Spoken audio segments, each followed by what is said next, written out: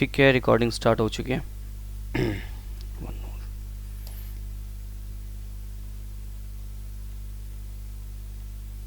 Okay, चलिए। So class जो हम लोग स्टार्ट कर रहे हैं वो है CCNP एनकोर और CCI एनकोर। तो मतलब जो हमारा टॉपिक है, जो हमने जो सिलेबस है वो हमारा क्या है, CCNP एनकोर। ठीक है। एक मिनट देना, ये काम क्यों नहीं कर रहा है, एक मिनट।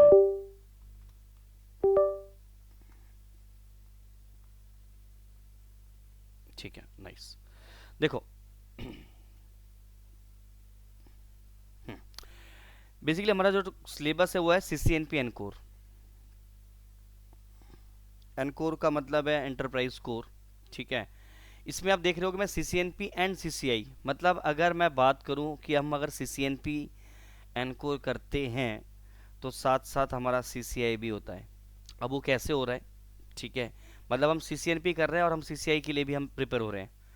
तो मैं CCNP के कोर्स में आप CCI भी आप एग्ज़ाम दे सकते हो, और उसका क्या कॉन्सेप्ट है अभी समझेंगे। ठीक है। तो basically CCNP, you know very well, Cisco product. ठीक है। अब सिस्को ने बेसिकली क्या किया हुआ है, अपने सर्टिफिकेशन को 3 पार्ट में डिवाइड किया हुआ है। पहले तो आज हम थोड़ा देखेंगे कि हमारा CCNP एनकोर में हमारा क्या क्या होगा, सिस्को के सर्टिफिकेशंस कैसे होते हैं, क्या बेनिफिट होगा आफ्टर दिस कोर्स। ठीक है। और किन के लिए ये कोर्स वैल्यूएबल क्रिएट हो सकती है। तो सबसे पहले हम बात करते हैं सिस्को के 3 प्राइमरी सर्टिफिकेशंस हैं। ठीक है। एक है हमारे पास CCNA लेवल, एक है CCNP लेवल और एक CCI। CCNA you know very well sir, Cisco certified network associate program, जो कि बिल्कुल बेसिक नेटवर्किंग आता है आपका। ठीक है। बेसिक नेटवर्किंग, आप इसमें अपने नेटवर्किंग के फंडामेंटल सीखते हो। नेटवर्किंग कैसे काम करती है, नेटवर्किंग होती क्या है, कैसे एक सिस्टम से दूसरे सिस्टम पे डेटा फ्लो होता है, वीलैन कैसे कॉन्फ़िगर किए जाते हैं, राउटिंग कैसे कॉन्फ़िगर, यानी ये आप कह लो कि इट्स अ बेसिक नेटवर्किंग, जहाँ पे आप एक दो डिवाइस हमारे पास, एक राउटर और एक स्विच, इनको कैसे कॉन्फ़िगर करते हैं is initial level, basic level पे, वो आप यहाँ पे सीखते हो। देन आफ्टर आपका जो होता है वो है CCNP, that's a professional level, Cisco certified network professional. अब इसमें बेसिकली क्या है, आपकी ये प्रो लेवल की सर्टिफिकेशन है। तो अगर आप CCNA करते हो तो आप एज अ L1 लेवल के लिए अप्लाई कर सकते हो, means as a L1 level, जहाँ पे आप नेटवर्क को मॉनिटरिंग पर्पस के लिए आप यूज़ कर सकते हो, या फिर कह लो कि नॉक नेटवर्क ऑपरेशन सेंटर जैसे टीम में काम कर सकते हो। जितने भी MNCs कंपनीज होती हैं, बड़ी बड़ी कंपनीज हैं, हर कंपनी में एक टीम होती है, इसको बोलते हैं नॉक। दो टीम होती है, एक नॉक टीम होती है और एक सॉक टीम होती है। नेटवर्क ऑपरेशन सेंटर, जहाँ पे आपके नेटवर्किंग के मॉनिटरिंग्स वगैरह हम लोग करते हैं। ठीक है। और थोड़े बहुत configurations, not a high level, मैं L1 लेवल की बात कर रहा हूँ। वही हम सॉक की बात करें, it's a security operation centre, इसमें फिर सिक्योरिटी का कॉन्सेप्ट आ जाता है। बट सॉक के लिए आपको फिर CCNA सिक्योरिटी या फिर कॉम्टिया सिक्योरिटी आना चाहिए, तो हम इसके बारे में बात नहीं कर रहे हैं, हम बात करें नॉक टीम में। तो after that you can go for the CCNP। अब CCNP क्या है, आपका प्रोफेशनल लेवल सर्टिफिकेशन है, जहाँ पे आप जो भी चीज़ें आपने CCNA पे सीखा है उसी का एडवांस लेवल आप CCNP में सीखते हो, means it's a advance routing and switching. ठीक है। अब CCNP में भी डिफरेंट डिफरेंट हमारे पास डोमेन्स हैं, इसी तरह से CCI में भी हमारे डिफरेंट डिफरेंट, यानी सिस्को के 3 सर्टिफिकेशन है, एक एसोसिएट लेवल, एक प्रोफेशनल लेवल, एक एक्सपर्ट लेवल। CCNA में आपके L1 लेवल के बंदे होते हैं, CCNP में L2 लेवल के, और CCI में आपके L3 लेवल के। तो these are the 3 things. L1 means basic configuration monitoring, L2 मतलब configuration plus little bit troubleshooting, बस CCI जो है कम्प्लीटली आपकी ट्रबल शूटिंग के ऊपर है। ठीक है। अब यहाँ पे कुछ चीज़ें मैंने इंक्लूड करी है कि सिस्को का जो सर्टिफिकेशन है उसका एग्जाम का पैटर्न क्या है, क्या रूल्स बेसिकली सिस्को फॉलो करता है। ठीक है। एक मैंने लिंक दिया हुआ है, इस लिंक पे क्लिक करके हम बेसिकली डायरेक्टली हम सर्टिफिकेशन के पेज पे पहुंच जाएंगे, जहाँ पे आपका सर्टिफिकेट का एक PDF मतलब दिया हुआ है सिस्को की तरफ से, जहाँ पे पूरा कोर्स की डिटेल दे रखी है कि आपका कैरियर पाथ क्या होना चाहिए if you are working in a networking career. ठीक है। तो थोड़ी देर में इसको क्लिक करेंगे, बट अभी के लिए थोड़ा पैटर्न समझते हैं और रूल समझते हैं। देखो, जो सिस्को का जो सिलेबस है 2020 की अगर हम बात करें, आफ्टर 2020 यानी फैब बात कर सकते हो, फैब 2020 के बाद से सिस्को ने अपने सिलेबस में चेंजेस किया है। मतलब ऑलमोस्ट 5 साल हो चुके हैं सिस्को के सिलेबस में चेंजेस हुए, और ये चेंजेस हर साल कुछ ना कुछ अपग्रेड, या 2 साल के बाद कुछ ना कुछ अपग्रेड करता ही रहता है आपका सिस्को। ठीक है। तो सिस्को ने जो मेन जो चेंजेस किए हैं वो क्या किया है कि जो कुछ प्रोग्रामिंग के कॉन्सेप्ट या कुछ ऑटोमेशन के कॉन्सेप्ट सिस्को ने इंक्लूड किए हैं, चाहे वो CCNA पे हो, चाहे वो CCNP पे हो, चाहे आपका CCI लेवल पे हो, मीन्स ऑटोमेशन और प्रोग्रामिंग, ये आपको इंक्लूड मिलता है, मतलब एक कह लो कि एक एक्स्ट्रा फीचर या फिर एक्स्ट्रा एडिशनल टॉपिक जो कि सिस्को की तरफ से इंक्लूड हुआ है। तो the latest Cisco exam include the additional topic beyond your traditional, जो भी पुराने ट्रेडिशनल नेटवर्क हुआ करते थे उसके बेसिस पे, जैसे प्रोग्रामिंग और ऑटोमेशन, ये दो चीज़ें सिस्को ने इंक्लूड की हैं, जैसे पाइथन का बेसिक, नेटवर्क ऑटोमेशन के कॉन्सेप्ट और कुछ एपीआई से रिलेटेड चीज़ें, ठीक है, एप्लीकेशन की रिलेटेड जो चीज़ें होती हैं, इसको भी हम डिस्कस करेंगे जब हम प्रोग्रामिंग के ऊपर आएंगे। कुछ हमारा सीसीएनपी में कुछ लिटिल बिट थोड़ा बहुत प्रोग्रामिंग भी है, ठीक है, देखेंगे उसको भी। तो बेसिकली प्रोग्रामिंग और ऑटोमेशन ये सिस्को ने इंक्लूड किया है, ठीक है। दिस मीन आज के डेट में अगर हम नेटवर्क इंजीनियर की बात करें तो उसको बेसिक कोडिंग और ऑटोमेशन आनी चाहिए, ठीक है। क्योंकि देखो अगर आपकी कंपनी में लेट्स से 500 स्विचेस लगे हुए हैं, आपके कंपनी में लेट्स से कुछ 100 के आसपास राउटर्स लगे हुए हैं, अब किसी एक राउटर्स में लेट्स से इस 100 राउटर्स का हमें कुछ अपग्रेड करना है या कुछ कॉन्फ़िगर करना है या कोई भी हमें चेंजेस करने हैं, तो वन बाय वन एक राउटर को एक्सेस करके काम करना, इट्स अ बिग टास्क, ठीक है। अब बड़े एनवायरनमेंट की बात कर रहा हूँ, तो वहाँ पे आपको ऑटोमेशन थोड़े बहुत आनी चाहिए, जहाँ पे आप पाइथन से अपने राउटर को, स्विच को कनेक्ट करके एक स्क्रिप्ट के थ्रू चीज़ों को ऑटोमेट कर देते हो, ठीक है। जैसे कि मान के चलो कि मुझे अपने जितने भी डिवाइसेज हैं उनके पासवर्ड को चेंज करना है। अब क्या होता है, देखो नेटवर्क में जो एक टीम काम करती है तो मल्टीपल प्लेयर्स आर देयर, मतलब मल्टीपल पर्सन है, उनमें से कोई बंदा छोड़ के चला जाता है कंपनी को। तो अब एक कंपनी के अंदर जब आईटी का पर्सन जब छोड़ के चला जाता है, अब मान के चलो कि एक ऐसे लेवल पे है जिसके पास सारे एक्सेस थे, तो मे भी शायद कोई ना कोई ब्रीच वो छोड़ के जा सकता है ना। तो हम क्या करते हैं कि नेटवर्क में पासवर्ड को चेंज कर देते हैं।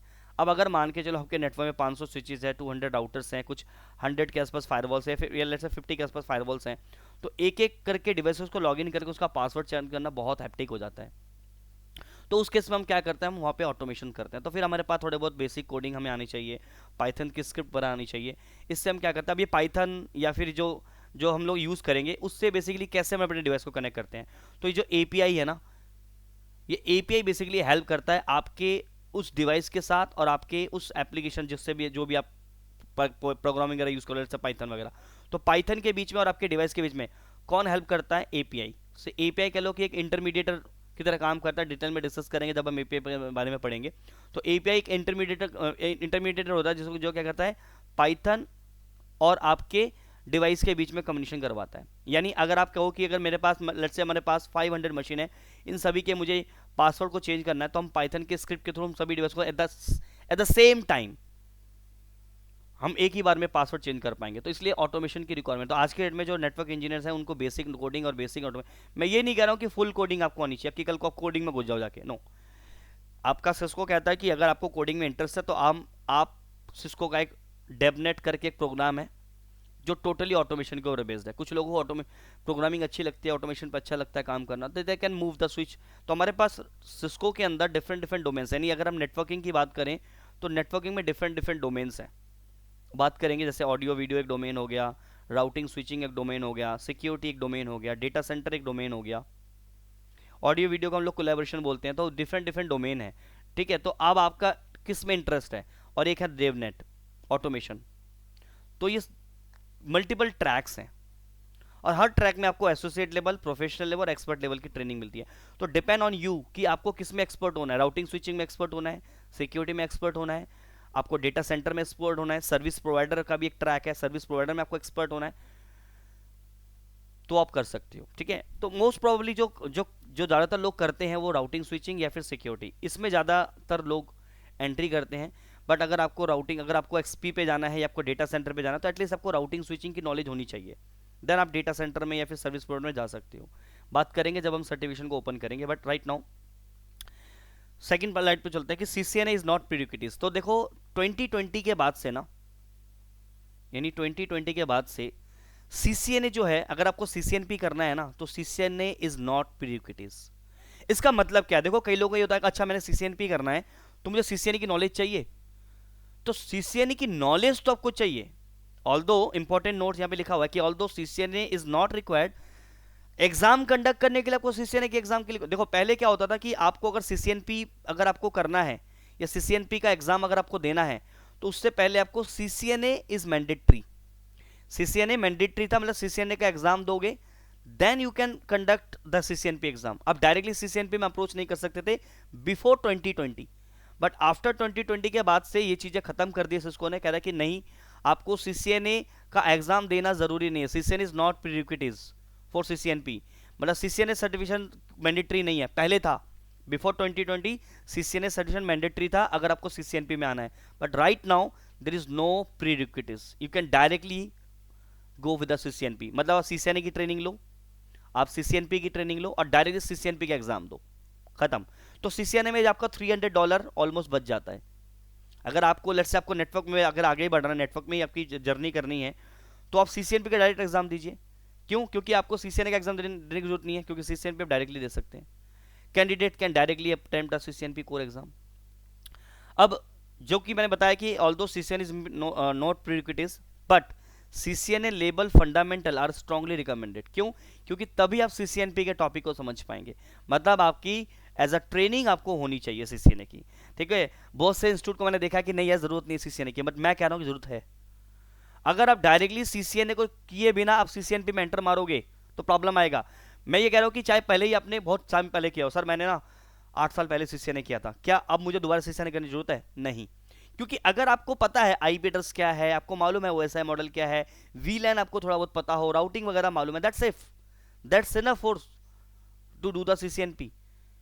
लेकिन अगर आपने नेटवर्किंग के बारे में आपको एन भी नहीं मालूम और डायरेक्टली सीसीएनपी में जा रहे हो और सामने वाला को, मैं अपनी बात नहीं कर रहा, मैं किसी भी इंस्टीट्यूट की बात कर रहा हूं, सामने वाला इंस्टीट्यूट आपको कह रहा है कि हम करा देंगे आपको कोई सीसीएनए की रिक्वायरमेंट नहीं है, वो गलत है।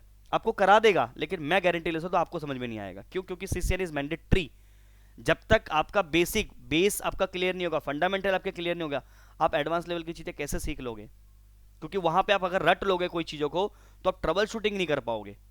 तो बेसिक अंडरस्टैंडिंग होनी जरूरी है, ठीक है।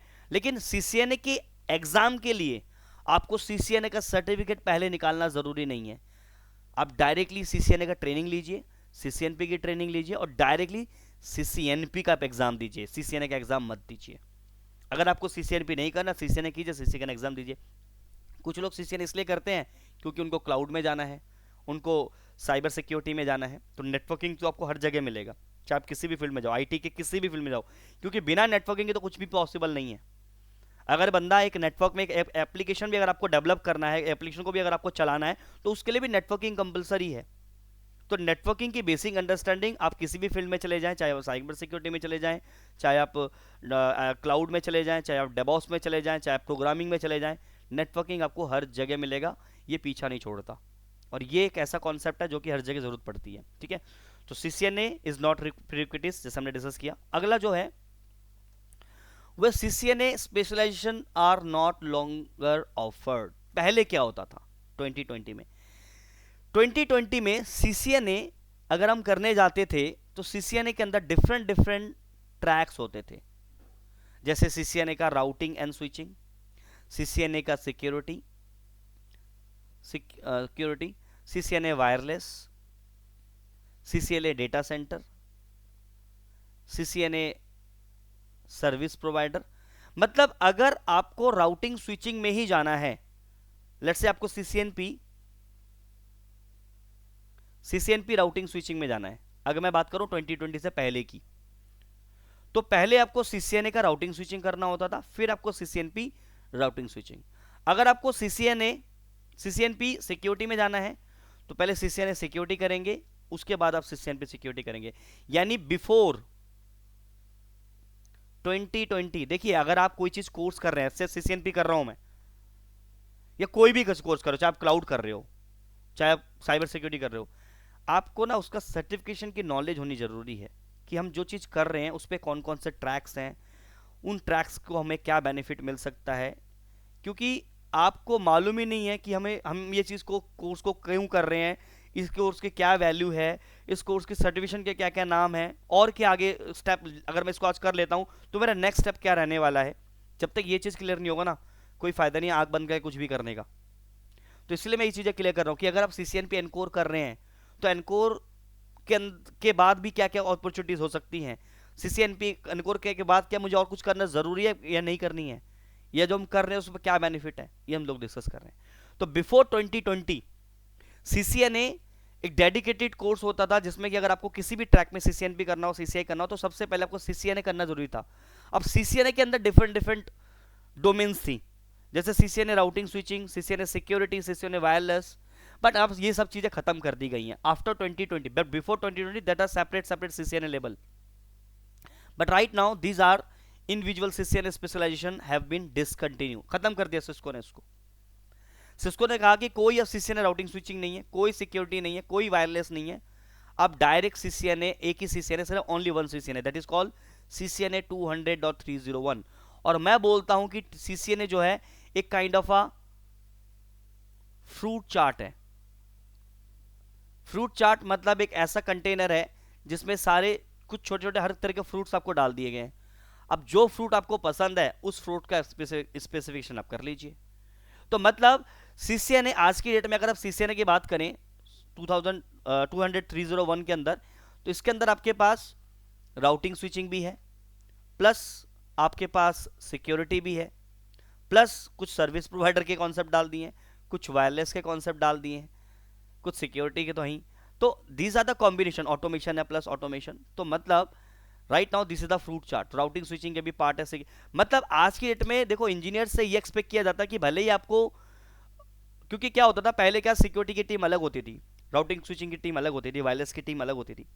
अब जैसे आप एज अ नेटवर्क इंजीनियर है राउटिंग स्विचिंग के, तो अगर मान के चलिए कोई मीटिंग अरेंज होती थी, तो वायरलेस वाला इंजीनियर कुछ बोलता तो सामने वाले को समझ में नहीं आता था, होता यही था। वायरलेस वाला अपने में एक्सपर्ट है, सिक्योरिटी वाला अपने में एक्सपर्ट है, लेकिन नॉलेज के प्रोस्पेक्टिव से देखा जाए तो कहीं ना कहीं बैंक ब्लैक होल था एक तरीके से। तो ये प्रॉब्लम को देखते हुए, क्योंकि आप आज की डेट में एक ऑपरेशन सेंटर में काम करते हो, मतलब एक कॉर्पोरेट नेट में जब काम करते हो, there are multiple peoples are there, security के वायरलेस के भी। तो as per the today's network आपको थोड़ी बहुत सिक्योरिटी की नॉलेज होनी चाहिए। आपको मालूम है जैसे सिक्योरिटी के फंडामेंटल्स क्या है, वायरलेस के फंडामेंटल्स क्या है, क्योंकि आज के डेट में एक इंजीनियर वही सक्सेस है जिसके पास मल्टीपल स्किल्स हैं।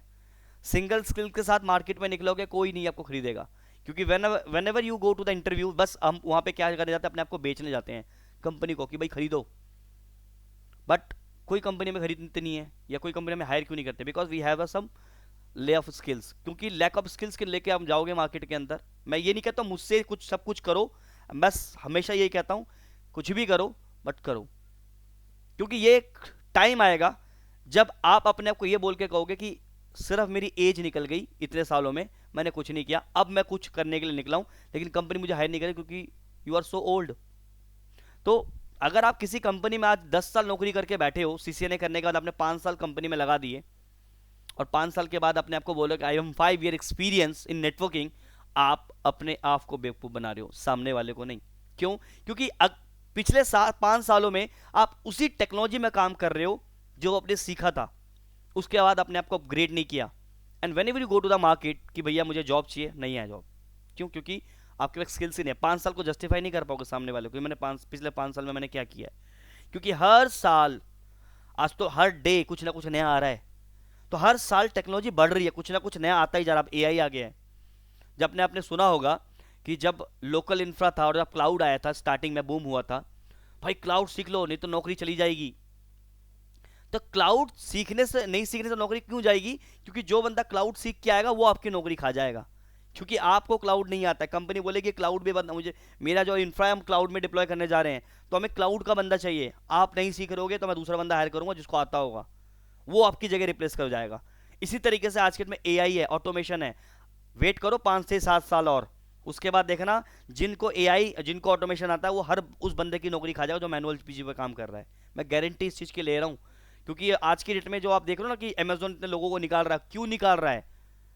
वो इसलिए निकाल रहा है क्योंकि जो जो बंदे काम कर रहे हैं वो ऐसे ओल्ड टेक्नोलॉजी पे काम कर रहे हैं, उन्होंने अपने आप को अपग्रेड नहीं किया। ये तो एक बड़ी न्यूज़ हेडलाइन बन जाती है कि विप्रो ने इतने लोगों को छांट दिया, एससीएल ने इतने लोगों को निकाल दिया, लेकिन पीछे का रीज़न किसी को मालूम ही नहीं है। और उसको मीडिया क्या करती है, फिर जो हम जैसे लोग हैं, कंपनी तो निकाल देती है। निकालेगी वही ना जब आपको काम नहीं आएगा, क्योंकि आपको कोई पालेगा तो है नहीं कंपनी, आपको पैसा देगी, आपको खर्चा कर रही है, और कंपनी का बेनिफिट नहीं होगा। आप टेक्नोलॉजी को नहीं सीखोगे तो कहीं ना कहीं कंपनी आपको रिप्लेस करेगी। ठीक है, ऐसे 100 उदाहरण मैं दे सकता हूँ। मेरे जो सामने, मेरे ऐसे लोग मेरे सामने निकाले गए हैं जो, और आज के दिन में वो जॉब भी नहीं ले पा रहे हैं, पुराने टेक्नोलॉजी पे काम कर रहे हैं, जितना उनको पैसा मिल रहा है उतने पे काम कर रहे हैं, अपने आप को अपग्रेड नहीं कर पा रहे हैं। ये फैक्ट है प्रैक्टिकली। ठीक है, कमिंग टू द पॉइंट, तो सीसीएनए की हम बात कर रहे थे। तो सीसीएनए बेसिकली पहले के टाइम पे डिफरेंट आपके ट्रैक्स थे, बट आज के डेट में वो खत्म कर दिया गया, सिर्फ CCNA 200 3 सर हम तो CCNP पढ़ा रहे हैं, आप CCNA बता रहे हो, क्योंकि ये सब चीज़ें CCNP से रिलेटेड है, that's why I am saying, ठीक है। अब हम बात करते हैं जो एग्जाम पैटर्न की, चाहे वो सिस्को का, चाहे CCNA का एग्जाम दो, चाहे CCNP का दो, चाहे CCI का दो। पहले के टाइम पे क्या होता था, बिफोर 2020 सिर्फ मल्टीपल क्वेश्चंस आते थे, चॉइस क्वेश्चन आते थे, MCQ क्वेश्चंस होते थे, 4 ऑप्शन आते थे। लेकिन वहां पे क्या था कि आज की डेट में अगर हम कंपेयर करें तो हमारे पास किसी भी कंपनी में कोई बंदा अगर हायर करते हैं तो उसके पास स्किल्स होनी चाहिए। किस स्किल्स होनी चाहिए? उसके पास कॉन्फ़िगरेशंस को आनी चाहिए, उसके कॉन्सेप्ट क्लियर होने चाहिए, उसको ट्रबल शूटिंग आना चाहिए। तो इसीलिए इन चीज़ों को देखते हुए अब आपके MCQ नहीं होते सिर्फ, प्लस प्रैक्टिकल स्किल्स भी आपके आनी चाहिए। एग्जाम के अंदर आपके प्रैक्टिकल्स भी आते हैं, कुछ सिमुलेशन टूल्स दिए जाते हैं, उसमें सिनेरियो बेस्ड क्वेश्चंस पूछे होते हैं और उस क्वेश्चंस के हिसाब से आपको वहां पे चीजें कॉन्फ़िगर करने होते हैं।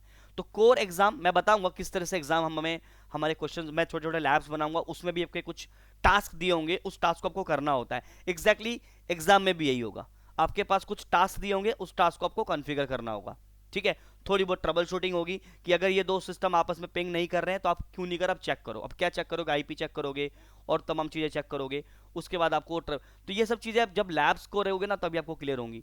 तो यहाँ पे सिस्को जो एग्जाम है, there are no longer limited for multiple choice questions, but right now the exam is configure network devices, आपको नेटवर्क डिवाइसेस भी कॉन्फ़िगर करने पड़ सकते हैं। Troubleshoot real world network issue, कुछ ऐसे इश्यूज दे दिए जाएंगे आपको एग्जाम के अंदर जो आपको ट्रबल शूट करने होंगे और आंसर करने होते हैं सिनेरियो बेस्ड। MCQ क्वेश्चन तो होते ही होते हैं, लेकिन ये कुछ 3 चीजें आज की डेट में इंक्लूडेड है। तो आप अगर आज के डेट में CCNA का एग्जाम भी देने जाते हो ना, तो भी आपको इसके अंदर आपको कुछ कॉन्फ़िगरेशन रिलेटेड चीजें पूछी जा सकती है, कुछ सिनेरियो बेस्ड क्वेश्चन पूछे जा सकते हैं, और इंटरव्यू में भी यही देने होते हैं। तो there the exam format closely the real enterprise networking environment. तो बेसिकली आज की डेट में रियल एंटरप्राइज नेटवर्किंग के एनवायरनमेंट के बेसिस पे आपके एग्जाम्स को कंडक्ट किया जाता है, ठीक है। तो ये एग्जाम के पैटर्न्स हैं। एग्जाम के अंदर आपको multiple questions plus practical skills भी आपको पूछे जाते हैं, सिनेरियो बेस्ड क्वेश्चन आंसर होते हैं, ट्रबल शूटिंग रिलेटेड क्वेश्चंस होते हैं, और कुछ हमें सिमुलेशन टूल दिए जाते हैं जो हमें कॉन्फ़िगर करने होते हैं। तो ये एग्जाम का पैटर्न है हमारे CCNA का और सिस्को का, नॉट CCNA, सिस्को का बात कर रहा हूँ, चाहे वो CCNA हो चाहे CCNP हो। अब हम बात करें CCNP के बारे में कि CCNP के सर्टिफिकेशन का स्ट्रक्चर क्या है। देखो CCNP के अंदर डिफरेंट डिफरेंट हमारे क्या हैं, ट्रैक्स हैं, routing switching, security, wireless, service provider, data centre, collaboration, automation, इतने सारे डोमेन्स हैं। हर डोमेन के अंदर 2 पेपर आपको कंपलसरी हैं, चाहे आप सिक्योरिटी में जाएं, चाहे राउटिंग स्विचिंग में जाएं, चाहे आप वायरलेस में जाएं, चाहे आप सर्विस प्रोवाइडर में जाएं। CCNP के किसी भी स्ट्रक्चर में जाएंगे, किसी भी डोमेन में जाएंगे, आपको एक कोर एग्जाम देना होता है और एक कंसंट्रेशन एग्जाम देना होता है। चाहे आप CCNP का राउटिंग स्विचिंग करें, उसमें कोर एग्जाम मैंडेटरी है। जो कोर एग्जाम है वो हर डोमेन का मैंडेटरी, यानी this is a mandatory exam, it is a mandatory exam, ये आपको देना ही देना है। उसके बाद आपको एक कंसंट्रेशन एग्जाम देना है। कंसंट्रेशन के अंदर आपके पास चॉइसेस होते हैं, you have the multiple options, क्योंकि कोर एग्जाम के अंदर आपके क्या है, कोर एग्जाम के अंदर डिफरेंट डिफरेंट टेक्नोलॉजीज है। इसमें आपके वायरलेस भी है, इसमें ऑटोमेशन भी है, इसमें SD-WAN भी है, इसमें आपके राउटिंग स्विचिंग भी है, इसमें आपकी सिक्योरिटी भी है। अब आपको कोर एग्जाम में जो उसके बाद जो कंसंट्रेशन एग्जाम है उसमें आपके डिफरेंट डिफरेंट ऑप्शन है, जैसे कि सिक्योरिटी है, वायरलेस है, ऑटोमेशन है, ट्रबल शूटिंग है, राउटिंग स्विचिंग है, क्या करना है आपको। तो उसके हिसाब से तो जब ये काम करेंगे, अभी थोड़ी देर में मैं एक PDF दिखाऊंगा आपको जिसमें सारे ट्रैक्स डिफरेंट डिफरेंट है। यानी core exam cover core technologies of the chosen track, enterprise security etcetera, कोई भी आप कर सकते हो। तो कोई भी आप इनमें से कोई भी एक ट्रैक चूज कर सकते हो, लेकिन कोर एग्जाम इज मैंडेटरी। जब कोर एग्जाम आप कर लेते हो फिर आपका आता है concentration exam, focus on the specific technology, जैसे वायरलेस हो गया, SD-WAN हो गया, ऑटोमेशन हो गया। तो ये कोर टेक्नोलॉजी के अंदर आपके सारी चीजें दी हुई हैं, लेकिन उसके अंदर से स्पेशलाइज आपको किस में करना है। जैसे आपको कोर एग्जाम में आपको SD-WAN भी मिलेगा पढ़ने के लिए, बट SD-WAN इन डिटेल नहीं, थोड़ा बहुत आपको सीख लिया आपने SD-WAN क्या होता है, ठीक है, अंडरले क्या होता है, ओवरले क्या होता है, फैब्रिक क्या होते हैं, ये हमारा SD-WAN का कॉन्सेप्ट है। जब आप ये पढ़ लेते हो आपको लगता है SD-WAN तो बहुत अच्छी कमाल की चीज है, तो आप SD-WAN अलग से कर सकते हो ऑन कंसंट्रेशन एग्जाम। तो जब आप सीसीएनपी का कोर एग्जाम प्लस आप कंसल्टेशन एग्जाम दे देते हो, तब आप सीसीएनपी सर्टिफाइड कहलाते हो। ये कंपलसरी है, ठीक है। तो कोर एग्जाम और कंसल्टेशन एग्जाम में क्या है डिस्कस करेंगे, ठीक है। पासिंग एग्जाम यहाँ पे लिखा हुआ है मैंडेटरी, नीचे देखो, पासिंग बोथ एग्जाम ग्रांट हुआ सीसीएनपी सर्टिफिकेशन। तो ये दोनों एग्जाम देना कंपलसरी है, ठीक है। तो सीसीआई सर्टिफिकेशन रिक्वायरमेंट, इसकी बात करते हैं। देखो पहले और आज के टाइम में बहुत फ़र्क हो गया, मतलब बिफोर 2020 और आज की डेट में बात करूं आफ्टर 2020 काफ़ी चीज़ें चेंजेस हुई हैं। तो अगर आप सीसीएनपी एनकोर करते हो, तो सीसीएनपी एनकोर करने के बाद जब आप एनकोर का एग्ज़ाम दोगे, रिटर्न एग्ज़ाम देना होता है उसका, रिटर्न एग्ज़ाम, जब आप रिटर्न एग्ज़ाम दे देते हो, उसके बाद आप इसी नॉलेज के साथ थोड़ी प्रैक्टिस करके आप डायरेक्टली सीसीआई एनकोर का भी एग्ज़ाम दे सकते हो। मतलब सीसीएनपी करने का, आप पढ़ तो सीसीएनपी रहे हो, लेकिन डायरेक्टली आप एलिजिबल हो जाते हो सीसीआई के लिए भी। इसका मतलब क्या समझते हैं। फॉर सीसीआई कैंडिडेट्स, जिसको सीसीआई बनना है, must first pass the core exam return. तो सीसीएनपी एनकोर का आप रिटर्न एग्जाम निकालेंगे। Only after passing the encore exam, CCNP encore exam, you can directly attempt CCI lab. आप डायरेक्टली सीसीआई लैब के लिए, यानी सीसीआई लैब क्या है, इसमें आपका 8 आवर्स का प्रैक्टिकल एग्जाम होता है, totally practical, no theory no बकवास, सिर्फ प्रैक्टिकल। इसमें आपके स्किल्स चेक किए जाते हैं कॉन्फ़िगरेशन और ट्रबल शूटिंग्स के। तो आप सीसीआई एग्जाम देने के लिए जो प्रैक्टिस चाहिए होता है ना, पर डे कम से कम 4 से 5 घंटे कहीं नहीं गए। इफ यू आर, अगर आप चाहते हो कि खुद देखो, अपने बलबूते पे बात कर रहा हूं, नहीं तो आप नहीं भी पढ़ोगे, 2,000 रुपये एक्स्ट्रा दोगे, सामने वाला निकाल देगा, ठीक है। बहुत से ऐसे स्टूडेंट्स भी हैं। मेरी अभी कल एक स्टूडेंट से बात चल रही थी, तो मैंने पूछा कि यू आर सीसीएनए सर्टिफाइड, हाँ सर मैं सर्टिफाइड हूँ। मैंने अच्छा, तो मैं कुछ चार चीज़ें पूछी, तो उन्होंने कहा कि, मैंने कहा कि मैंने सर पैसे देके करवाया है।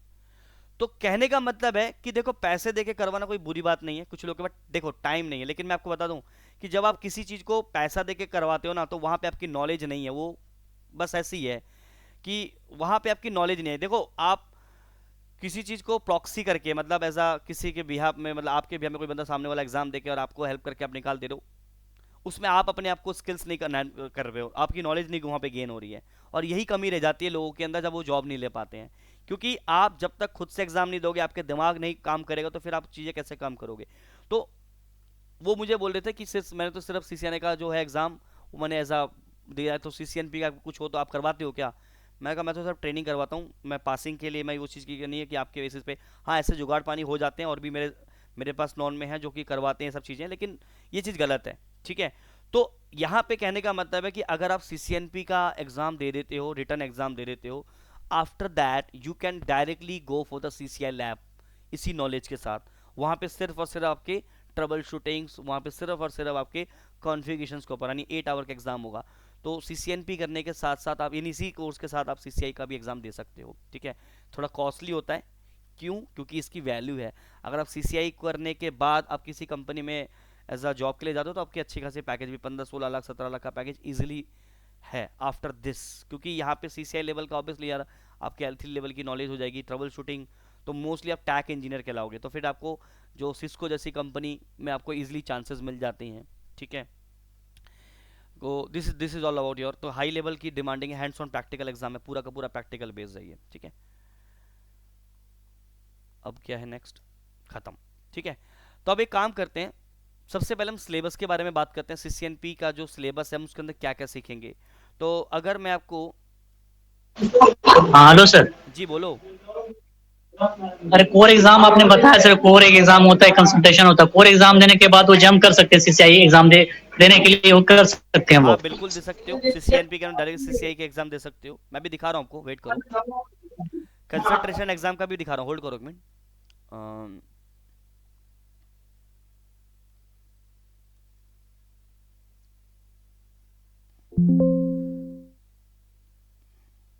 देखो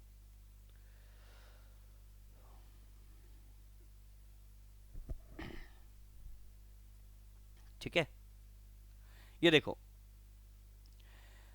आपके पास सिस्को का ये ऑफिशियल ब्लूप्रिंट है, ठीक है, मेरा बनाया हुआ नहीं है, सिस्को का ऑफिशियल ब्लूप्रिंट है। एक एंट्री लेवल, इसको खत्म ही कर दो, ये तो उनके लिए है जो कि सेल्स वाले बंदे हैं ना, जिसको डिवाइस के बारे में बताना है कि ये डिवाइस ले लो, ये खरीद लो, ये तो हम नहीं कर सकते ना, हमारा काम नहीं, तो छोड़ दो उसको। एसोसिएट प्रोफेशनल, एसोसिएट आपको मालूम है सीसीएनए, तो यहाँ पे हम कोई सीसीएनए के बारे में बात नहीं कर रहे हैं क्योंकि you are the already know CCNA concept. अब आप बात कर रहे हैं यहाँ पे प्रोफेशनल और प्रोफेशनल एक्सपर्ट लेवल पे, ठीक है। तो अब देखो यहाँ पे सिस्को के अगर मैं प्रोफेशनल लेवल की बात करूं तो डिफरेंट डिफरेंट ट्रैक्स हैं, CCNP collaboration, CCNP enterprise, CCNP data centre, CCNP service provider, CCNP wireless, security, ठीक है, ये साइबर सिक्योरिटी के अंदर आ गया, और ये डेबनेट जो ऑटोमेशन के ऊपर आ गया। तो यानी कितने डोमेन्स हो गए आप देख सकते हो, 1 2 3 4 5 6 7, ऑलमोस्ट 8 डोमेन्स हैं। अब हर डोमेन के अंदर एक कोर एग्जाम है, देख सकते हो, core exam, core exam, core exam, core exam, core exam, core core, means this is a mandatory. तो अभी जो हम कर रहे हैं that is CCNP ENCOR, मतलब एंटरप्राइज कंपनी का नेटवर्क, कंपनी जहां पे आपके यूजर बैठे होते हैं, वहां पे एक अपना सर्वर रूम होता है, वहां का डिजाइन, वहां पे नेटवर्क कॉन्फ़िगर करना, that is called a enterprise, office network की बात हो रही है। सीसीएनपी एंटरप्राइज के अंदर कौन सा है हमारा, एनकोर है, एंटरप्राइज कोर। अब कोर आप जब कर लेते हो तो इसके बाद आता चूज वन, ये आपके कंसंट्रेशन होते हैं। जो कोर एग्जाम में अपने डिफरेंट डिफरेंट चीजें सीखी हैं, और डायरेक्टली या फिर उसके बाद एनआरसी, उसके बाद जो मोस्ट प्रोबेबली लोग करते हैं वो एनआरसी करते हैं। क्यों? क्योंकि जो आपने कोर में जो चीजें सीखी हैं, राउटिंग एंड स्विचिंग, इसकी जो ट्रबल शूटिंग है आप एनआरसी करते हैं। तो मोस्ट प्रोबेबली लोग क्या करते हैं, आफ्टर सीसीएनपी करने के बाद, एनकोर के बाद एनआरसी को फोकस करते हैं। एनकोर एनआरसी मतलब वो कंप्लीट एंटरप्राइज आप पैकेज बोल सकते हो, जिसमें आप advance routing and switching plus trouble shooting, ये दो चीजें सीखते हो। एडवांस राउटिंग स्विचिंग के लिए हमारा एनकोर है, और ट्रबल शूटिंग के लिए हमारा एनआरसी है। अब यही चीज पहले 2020 में, बिफोर 2020, तो सीसीएनपी राउट हुआ करता था, सीसीएनपी स्विच हुआ करता था, और सीसीएनपी ट्रबल शूट।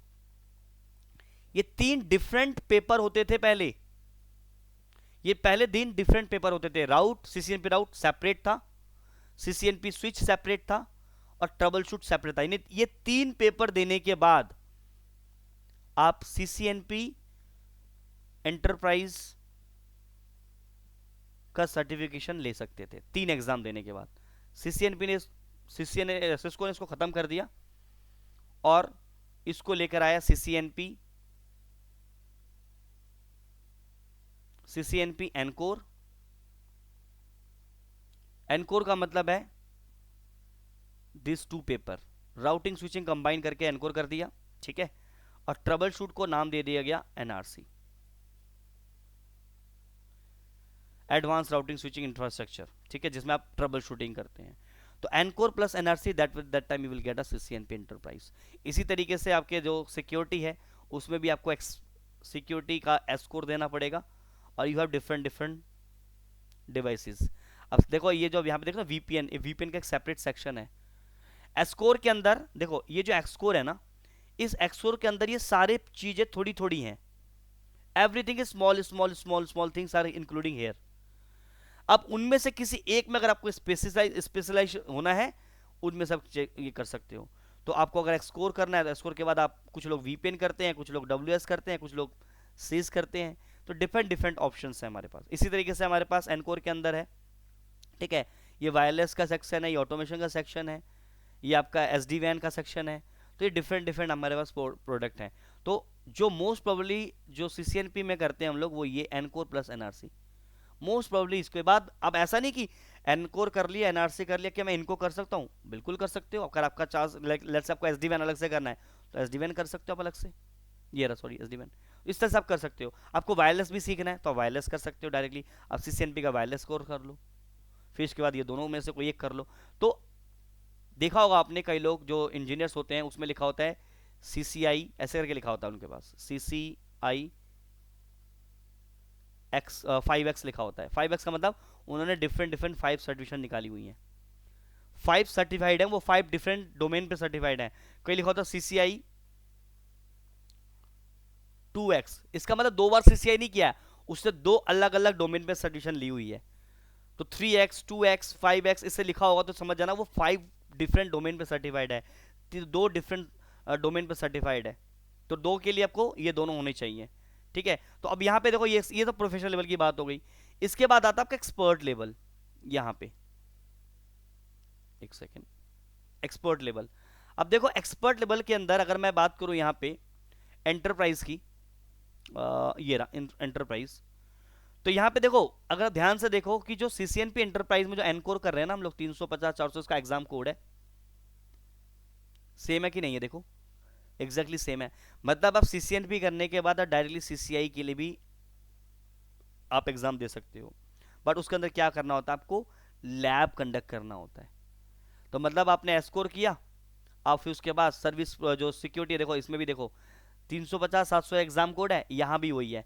तो मतलब आप अगर 350 701 यानी CCNP सिक्योरिटी अगर आप कर लेते हो तो CCI में आपको उसका कंसिडर कर लिया जाता है, और आपको बस आपको लैब देना होता है। सॉरी मैं गलत जगह चला गया, सिक्योरिटी में जाना था मुझे, ये रहा। तो आपको वहां यहाँ पे आपको ये ऑलरेडी कंसिडर कर लिया जाता है कि आपने ऑलरेडी किया हुआ है, बस आपको क्या करना होता है, आपको लैब कंसिडर देना होता है। आपने लैब का एग्जाम पास कर लिया, you are CCI security expert. इसी तरीके से अगर आपने CCNP का एनकोर कर लिया, आफ्टर एनकोर आपने रिटर्न एग्जाम निकाल लिया, उसके बाद आप डायरेक्टली CCI कहाँ गया, ये रहा, आप डायरेक्टली लैब दे दीजिए। अगर आपने लैब एग्जाम पास कर लिया और रिटर्न आपके पास है, you will be called a CCI enterprise expert, enterprise infrastructure engineer. तो आपके CCI का सर्टिफिकेट आ जाएगा। मतलब आप कर तो CCNP रहे हो, पर उसी के बेसिस पे आप CCI भी निकाल सकते हो। पहले ये चीज़ें नहीं थी, CCI का डिफरेंट पेपर होता था, बट अभी CCNP के अंदर ही CCI को कंसिडर कर दिया गया है। इसीलिए तो मैंने स्लाइड के अंदर ये लिखा हुआ है फर्स्ट पेज पे, ये रहा CCNP and CCI enterprise course. मतलब आप कर तो ये रहे हो, पर साथ साथ आप ये भी कर रहे हो। अगर आपने जो भी चीज़ें मैं सिखाऊंगा, थोड़ी मेहनत कर लो, गारंटी मैं देता हूँ इस चीज़ की। मेहनत तो चाहिए भाई, 4 से 5 घंटा अगर आपको लैब निकालना है तो। लैब में आपको मैं ऐसी ऐसी चीज़ें लैब बताऊंगा कि यही चीज़ें आपको आगे काम आएंगी, क्योंकि मेरे पास डिफरेंट डिफरेंट लैब्स होंगे, वो आपको मैं दूंगा बनाने के लिए। वो आप बना के उसको प्रैक्टिस करेंगे, उसमें टास्क दिए होंगे, उन टास्क को काम करना होगा। वही टास्क आपको उसमें भी दिए जाएंगे, मतलब सेम टू सेम नहीं देंगे, मतलब घुमा फिरा के लैब दिए जाएंगे। तो जितना आप लैब के ऊपर प्रैक्टिस करोगे, हैंड्स ऑन जितना करोगे, कमांड्स, और 8 घंटे का पेपर होता है। मतलब वहाँ पे ये नहीं कि बहुत स्लो स्लो, उसके लिए टाइपिंग स्पीड आपको अच्छी चाहिए, IP कॉन्फ़िगर करना, सब कुछ जो भी ट्रबल शूट उनको ठीक करना, तो ये सब तमाम चीज़ें रहती हैं। तो इसीलिए अगर आप CCNP का एग्ज़ाम निकाल लेते हो और थोड़ा प्रैक्टिस अच्छे से कर लेते हो, उसके बाद CCI खुद निकाल लोगे, मैं गारंटी दे सकता हूँ इस चीज़ की। ठीक है, मैं भी CCI के एग्ज़ाम के लिए प्रिपेयर कर रहा हूँ। मैं भी अभी सोच तो रहा हूँ कि 2016 में CCI लैब दूंगा मैं। ठीक है, अभी मैं भी 3-3 4-4 घंटा 5-5 घंटा लैब में प्रैक्टिस, हालांकि इतना है कि मैं कर लूँगा, लेकिन फिर भी प्रैक्टिस तो ज़रूरी है ना। अगर मुझे मैच खेलना है तो प्रैक्टिस तो तब भी जरूरत है भाई, कितना अच्छा प्लेयर क्यों ना हो, I have to do practice. तो लॉट्स ऑफ प्रैक्टिस चाहिए होती है। ठीक है, तो एक काम करते हैं, let's discuss about something related topic. कुछ हम टॉपिक के बारे में डिस्कस करते हैं, एग्जाम के हमारे सिलेबस क्या रहेगा। ठीक है, तो मैं सिलेबस में, मेरे पास एक सेकेंड दे दो, मैंने एक्सेल की शीट बना रखी है, I will share with you guys. ठीक है, सर एक्सक्यूज मी सर, जी बोलो ना।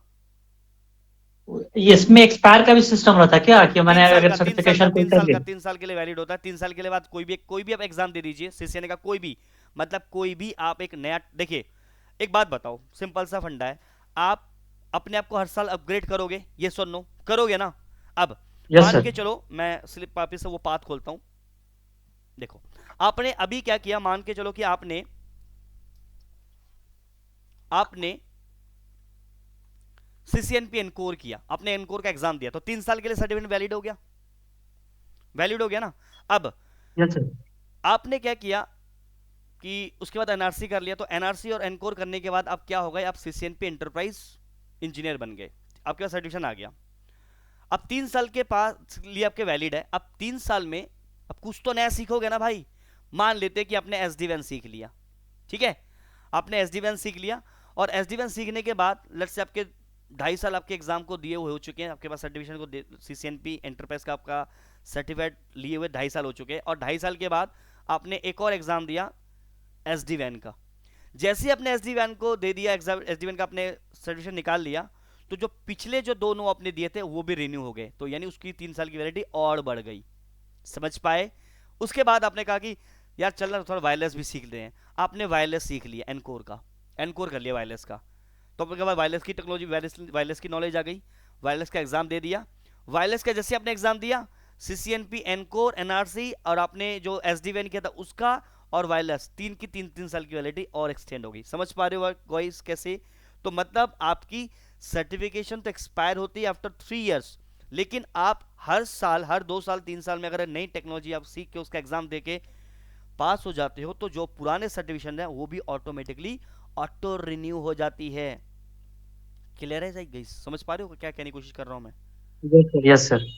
तो सर्टिफिकेशन की एक्सपायरी 3 साल की होती है, लेकिन आप जब अपने आप को अपग्रेड करते हैं तो आपकी जो प्रीवियस सर्टिफिकेशन है वो अपने आप एक्सपायर हो जाता है। लेकिन एक चीज समझना कि आज अगर आपने एनकोर एनआरसी का एग्जाम दे दिया, आप पास हो गए, और 3 साल के बाद एक्सपायर होने के बाद अगर कोई और नई, जैसे आपने सीसीआई सिक्योरिटी, सीसीएनपी सिक्योरिटी कर लिया, स्कोर कर लिया आपने, लेकिन आपकी सर्टिफिकेशन एक्सपायर हो चुकी है 4 दिन पहले, वो रिन्यू नहीं होगी।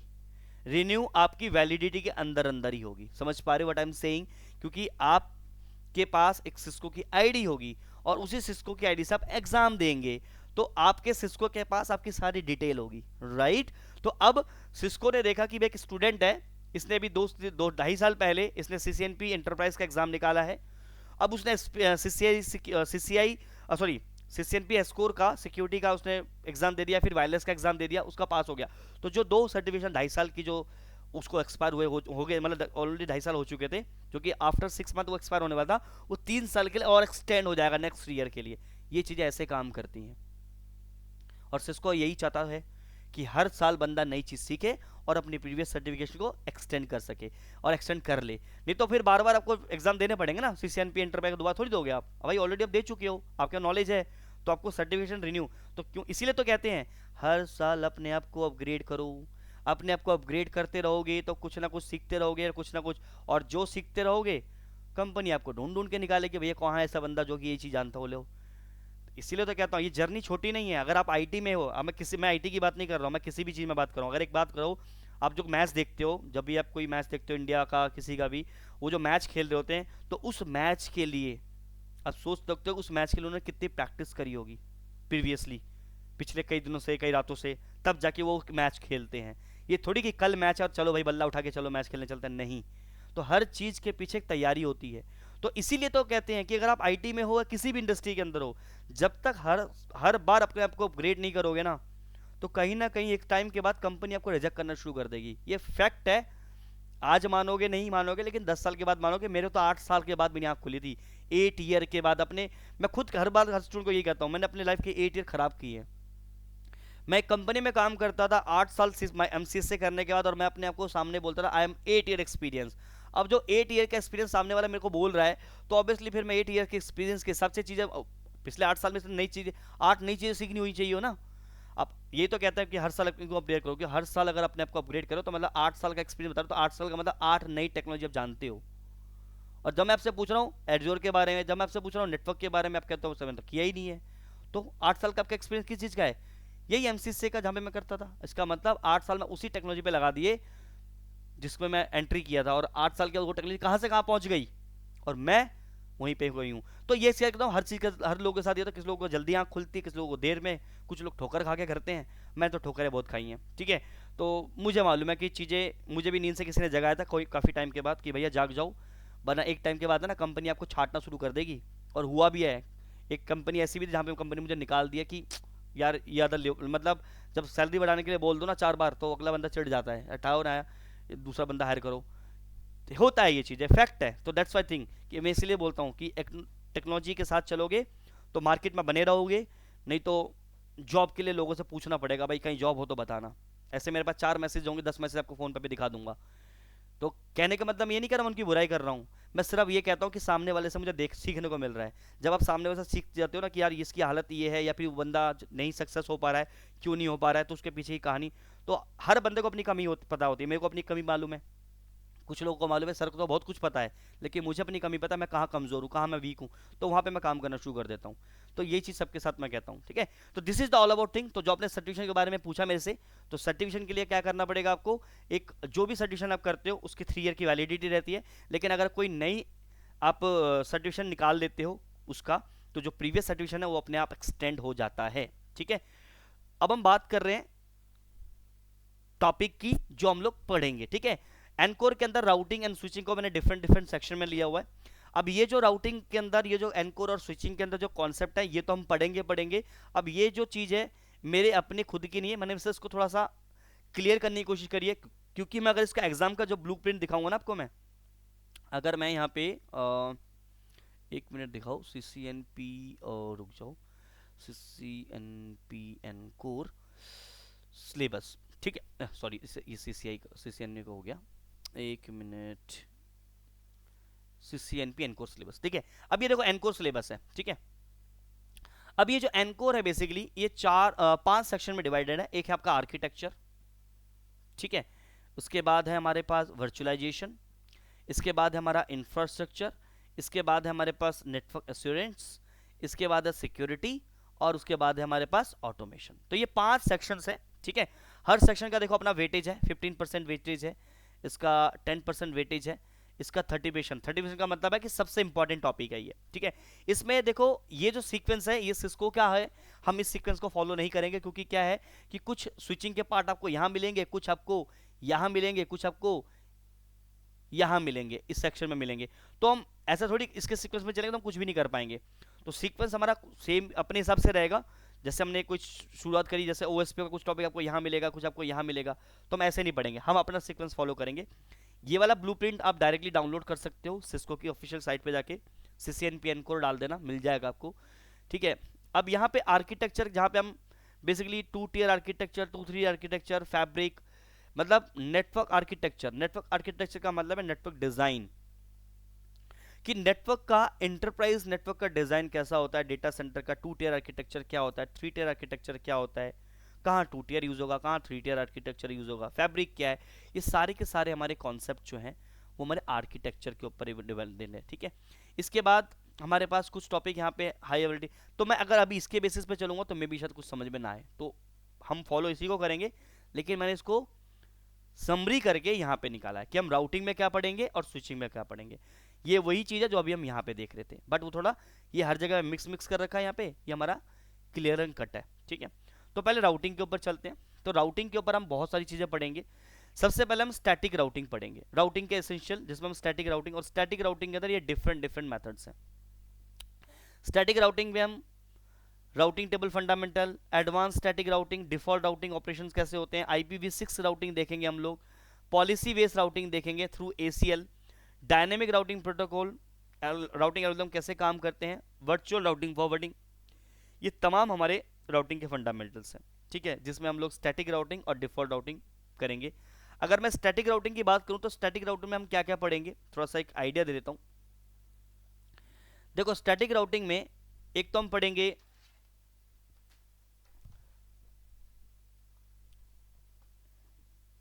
एक स्टैटिक राउटिंग होता हमारा, ठीक है। अब स्टैटिक राउटिंग में उसके बाद हम पढ़ेंगे स्टैटिक फ्लोटिंग राउटिंग क्या होता है, ये भी देखेंगे, फ्लोटिंग राउटिंग। उसके बाद हम पढ़ेंगे IPSLA, ठीक है, वेरी इंपॉर्टेंट टॉपिक है ये। IPSLA कहाँ पे यूज होता है, लेट्स से हमारे पास 2 ISP हैं और एक मेरे पास राउटर 1 है, ठीक है, ये ISP 1 है, ये ISP 2 है, और यहाँ पे हमारे पास एक स्विच है, और यहाँ पे हमारे पास कुछ लैन यूजर्स कनेक्टेड है। अब मैं चाहता हूं कि मेरा जो ये वाला जो लिंक है ये प्राइमरी है और ये मेरा सेकेंडरी है। मैं ये चाहता हूं कि मेरा सारा का सारा ट्रैफिक इसी प्राइमरी से जाए, और अगर प्राइमरी मेरा स्विच डाउन हो जाए तब वो मेरा सेकेंडरी में जाए।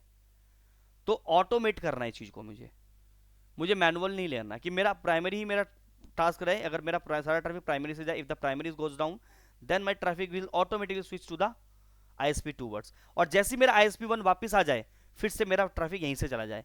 मतलब दिस इज काइंड IPSL है। तो इसको हम कैसे कॉन्फ़िगर करेंगे? IPSL, तो IPSL हम चीज़ों को क्या करेंगे? ऑटोमेट करेंगे। ऑटोमेटिकली मेरा राउटर डिसाइड करेगा I will forward the traffic toward ISP 1, if this goes down then I will forward the traffic toward ISP 2। और इसको मॉनिटर करता रहेगा, जैसे ये वापस से आप आ गया, फिर सारा ट्रैफिक अगेन इसी से जाएगा। तो दिस इज कॉल्ड IPSL है। तो ये पढ़ेंगे। उसके बाद हम पढ़ेंगे host routing, static host routing, ठीक है। फिर डिफॉल्ट राउटिंग, डिफॉल्ट राउटिंग में भी हम पढ़ेंगे फ्लोटिंग स्टैटिक डिफॉल्ट राउटिंग। इसके बाद हम पढ़ेंगे यहाँ पे PBR, पॉलिसी बेस्ड राउटिंग, कि मेरे पास लेट्स से मेरे पास VLAN है, कुछ VLAN है, लेट्स से VLAN 10 है और VLAN 20 है। VLAN 10 का ट्रैफिक यहाँ पे जाए और VLAN 20 का ट्रैफिक यहाँ पे जाए, मतलब एज पर माई रिक्वायरमेंट। अगर सोर्स मेरा 10.1.1.1 है और डेस्टिनेशन मेरा 20.1.1.1 है, तो ट्रैफिक यहाँ जाए। इसको बोलते हैं पॉलिसी बेस्ड राउटिंग। तो ये सब चीज हम कैसे करेंगे, ये हम लोग स्टैटिक राउटिंग में देखेंगे। PBR का कॉन्सेप्ट हमारा स्टैटिक में भी रहेगा और डायनेमिक में भी रहेगा, ठीक है। इसके बाद हम पढ़ेंगे EIGRP। अब EIGRP के अंदर क्या क्या टॉपिक है देखो यहाँ पे। EIGRP के अंदर हम पढ़ेंगे EIGRP फंडामेंटल कोर कॉन्सेप्ट, फिर उसके बाद नेबरशिप रिलेशनशिप देखेंगे, मैट्रिक कैसे काम करता है, पाथ कैलकुलेशन कैसे करता है आपका EIGRP, राउट सिलेक्शन EIGRP के अंदर कैसे होता है, कन्वर्ज EIGRP कैसे होता है, इक्वल कॉस्ट और अनइक्वल कॉस्ट लोड बैलेंसिंग हम कैसे कॉन्फ़िगर करते हैं, EIGRP राउट समराइजेशन, ये सारी तमाम चीज़ें हमारी EIGRP से रिलेटेड है, ठीक है। ये मैंने कुछ मेन टॉपिक रखे हैं, जब हम इसके अंदर आएंगे तो और कोर कॉन्सेप्ट मिलेंगे हमको, लेकिन ये वो मेजर टॉपिक्स है जो कि EIGRP के अंदर हम लोग सीखेंगे। इसके बाद आता हमारा ओपन। अच्छा हाँ, एक और चीज़, यहाँ पे मैंने रिप नहीं लिखा है ना आपको, हम यहाँ पे रिप भी पढ़ेंगे। रिप प्रोटोकॉल जो है वो हमारे सिलेबस का पार्ट नहीं है, लेकिन मैं रिप तब भी पढ़ाऊंगा। क्यों? सिर्फ और सिर्फ नॉलेज पर्पस के लिए। हालांकि मुझे 3 से 4 क्लासेस एक्स्ट्रा लेने पड़ जाएंगे, कोई प्रॉब्लम नहीं, क्योंकि मैं रिप भी पढ़ाऊंगा। क्योंकि रिप सिर्फ और सिर्फ अंडरस्टैंडिंग के लिए, ताकि आप ना प्रोटोकॉल को जब करेंगे ना, तब आपको डिफरेंशिएट पता लग पाएगा कि EIGRP और OSPF और रिप में क्या डिफरेंस है। सामने वाला इंटरव्यू आपसे पूछ ले कि रिप और EIGRP OSPF में डिफरेंस बताओ, अब यार रिप आपने नहीं किया तो आप कैसे बता पाओगे? तो सामने वाला आपसे कौन सी चीज कहां से क्या पूछे, यू डोंट नो। तो सिर्फ और सिर्फ नॉलेज पर्पस के लिए हम रिप करेंगे, क्योंकि रिप देखो आज के डेट में अपने नाम की तरह रेस्ट इन पीस हो चुका है। हालांकि इसकी full form routing information protocol है, लेकिन मैं इसको रेस्ट इन पीस बोलता हूं, क्योंकि ये आपको आज के डेट में कहीं भी कॉन्फ़िगरेशन नहीं मिलेगा। लेकिन फिर भी हम सिर्फ और सिर्फ नॉलेज पर्पस के लिए पढ़ेंगे, ताकि क्योंकि कुछ ऐसे रिप के अंदर ऐसे कॉन्सेप्ट है ना, जो को मैं डिफ्रेंशिएट करूंगा तभी आप समझ पाओगे इसकी और इसकी क्या, क्यों EIGRP है, क्यों हम रिप क्यों यूज नहीं करते, why we are not using RIP. तो रिप यूज ना करने के पीछे की कहानी क्या है, हम EIGRP क्यों करते हैं। तो ये सब चीज़ें तभी जान पाओगे जब आप रिप का वर्किंग बिहेवियर समझोगे। तो रिप मैंने यहाँ पे मेंशन नहीं किया गाइस, बट मैं इसके अंदर ऐड कर दूंगा, तो रिप भी हम पढ़ेंगे, ठीक है। EIGRP के अंदर हम टॉपिक देखेंगे, फिर हमारा OSPF के अंदर इतने सारे टॉपिक्स हैं। ये हमारा OSPF का टॉपिक है। OSPF के अंदर हम OSPF का फंडामेंटल देखेंगे, OSPF में एरिया क्या होता है वो देखेंगे। हालांकि CCN अगर आप लोगों ने किया होगा थोड़ा बहुत आइडिया होगा, बट ये थोड़ा डिटेल में जाएगा। राउटर आईडी फंडामेंटल क्या है, OSPF को कैसे कॉन्फ़िगर करते हैं। कॉन्फ़िगरेशन के दो मेथड होते हैं, एक इंटरफेस लेवल पे कॉन्फ़िगरेशन होती है और एक ग्लोबल कॉन्फ़िगरेशन मोड पे होती है। तो ग्लोबल लेवल पे और इंटरफेस लेवल पे क्यों कॉन्फ़िगर करते हैं, क्यों हम लोग सीखेंगे इसको, क्योंकि जब आप CCNP का एग्ज़ाम देने जाओगे ना, तो लेट्स से वहाँ पे आपके पास एक OSPF का लैब आ गया और उन्होंने बोला कि दो राउटर के बीच में आपको OSPF कॉन्फ़िगर करना है and neighbourship should be up, but configuration method होना चाहिए इंटरफेस लेवल। आपको इंटरफेस लेवल पे करनी है, इस राउटर पे इंटरफेस लेवल पे करनी है OSPF की कॉन्फ़िगरेशन, और इस पे आपको करनी है ग्लोबल कॉन्फ़िगरेशन मोड पे। अब आपको अगर इंटरफेस लेवल का मेथड नहीं मालूम है और ग्लोबल मेथड का पता है, इसका भूल गए, तो आप एग्जाम में क्या होगा, ये वाला एग्जाम नहीं दे पाओगे, ये वाला आप क्वेश्चन नहीं कर पाओगे। तो आपके पास कॉन्फ़िगरेशन देखो, थ्योरी जितनी इंपॉर्टेंट है, प्रैक्टिकल उससे ज़्यादा इंपॉर्टेंट है। क्योंकि थ्योरी के लिए आपका कॉन्सेप्ट और लॉजिक क्लियर होगा, और प्रैक्टिकल से आप ऑफिस में काम कर पाओगे। और इंटरव्यू के लिए आपको थ्योरी चाहिए और काम करने के लिए आपको प्रैक्टिकल चाहिए, तो स्ट्रांग आपको दोनों में होना पड़ेगा। आप थ्योरी में स्ट्रांग है, प्रैक्टिकल में स्ट्रांग नहीं है, तो आप एग्जाम तो करके आप इंटरव्यू देके कंपनी के अंदर एंटर कर जाएंगे, लेकिन जब काम नहीं कर पाएंगे चार लोग आपके पीछे पड़ जाएंगे, सर इसको तो काम ही नहीं आता, क्या सर आपने इसको हायर कर लिया है। जब चार लोग आपके बारे में ऐसे फीडबैक देंगे ना, तो निकाल दिए जाओगे। ऐसे मेरे कितने यार दोस्त हैं जो साथ इनके साथ हुआ है। क्यों? क्योंकि उन्होंने इंटरव्यू तो दे दिया, जैसे तैसे करके निकाल लिया, उनको जरूरत थी हायर कर लिया, लेकिन सर इसको तो काम ही नहीं आ रहा है, ये बार बार हर चीज़ पूछता है। होता है, क्योंकि कॉर्पोरेट नेटवर्क के अंदर ये आम है चीज़ें। कोई आपकी हेल्प करना पसंद नहीं करेगा, वो आपको निकालना आपके पीछे पड़ जाएगा जब उसको ये पता लगेगा आपको हायर किया उससे ज़्यादा सैलरी आप ले रहे हो। ये फैक्ट है, ये होता है।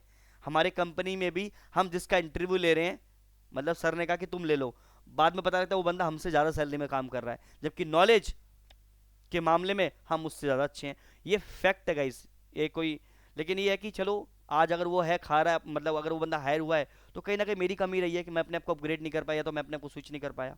तो कमी सिर्फ अपने अंदर होती है, दूसरे के अंदर कम कमी ढूंढेंगे तो प्रॉब्लम हो जाती है। ठीक है, तो ये चीज़ें हैं। तो आपको इंटरव्यू प्लस कंपनी में काम करने का, दोनों चीज़ें, थ्योरी प्लस प्रैक्टिकल, दोनों के ऊपर एक्सपर्ट होना पड़ेगा। ठीक है, तो प्रैक्टिकल में कोई कमी नहीं छोड़ूंगा, वो मेरे ऊपर है। डिफरेंट डिफरेंट लैब्स दूंगा, ठीक है, बनाने के लिए। उसमें कुछ टास्क होंगे, वो टास्क आपको करने होंगे। जब आप उसको खर्च से बैठ के करोगे तो डेफिनेटली कहीं ना कहीं आपका कॉन्फिडेंस बिल्ड होगा ड्यूरिंग या कॉन्फ़िगरेशन मेथड पे। ठीक है, तो एसपीएफ का नेबरशिप एडजेंसी, तो देखो मैं अभी यहाँ पे टाइम नहीं वेस्ट करना चाहता, तो हम लोग वैसे एक ऊपर ऊपर से देख लेते हैं कि हम लोग क्या पढ़ेंगे, क्योंकि ये तो हम जब पढ़ेंगे तो अब देख ही लेंगे, ये फाइल में भेज दूंगा। तो एक बार खाली टाइम निकाल के देख लेना हम क्या क्या टॉपिक पढ़ेंगे। अगर आपको लगता है सर इसमें ये टॉपिक नहीं है, आप पढ़ा सकते हैं क्या, कोई बात नहीं, मुझे बता देना, लगेगा तो बता दूंगा, कोई दिक्कत नहीं है। ठीक है, तो दिस इज द ओएसपीएफ, तो ओएसपीएफ पढ़ेंगे। उसके बाद हमारे पास है बीजीपी, इसके बाद हम पढ़ेंगे बीजीपी। बीजीपी में भी काफ़ी सारी चीज़ें हम लोग डिस्कस करेंगे। ठीक है, बीजीपी में बीजीपी का फंडामेंटल क्या होता है, पाथ फैक्टर ऑपरेशन कैसे काम करता है, बीजीपी में टाइमर्स कौन कौन से होते हैं, नेबर रिलेशनशिप और स्टेट्स क्या होती हैं, injecting route in the BGP table, BGP में एक टेबल होती है बीजीपी टेबल, राउटिंग टेबल, ये कैसे काम करते देखेंगे। बीजीपी नेक्स्ट होप है, BGP route summarization, aggregation, loop avoidance mechanism, attributes, path selection, route filtering, session cleaning, path manipulation. बहुत बड़ा टॉपिक है ये भी। ठीक है, सबसे जो मुझे जो सबसे ज़्यादा काम करने में मज़ा आता है प्रोटोकॉल के वाइज, ओएसपीएफ और बीजीपी, इतने खूबसूरत प्रोटोकॉल है ना, इसकी अगर आपको अंडरस्टैंडिंग हो गई ना, मैं गारंटी कर रहा हूँ इनके लैब करने में इतने मज़े आते हैं ना। और जब लैब में जब फंस जाते हो ट्रबल शूट करने में और मज़ा आता है। ठीक है, क्योंकि ये जो प्रोटोकॉल्स हैं, जब बड़े बड़े लैब्स हम डिस्कस करेंगे, मैं बताऊंगा डिफरेंट डिफरेंट चीज़ें, कुछ ऐसे ट्रबल शूटिंग्स लेके आऊँगा, कुछ लैब्स ऐसे दूंगा जिनमें प्रॉब्लम्स हैं, वो आपको ढूंढना है। अगर दो राउटर के बीच में अगर नेबरशिप अप नहीं आ रही है, क्यों नहीं आ रही, you will find out the solution.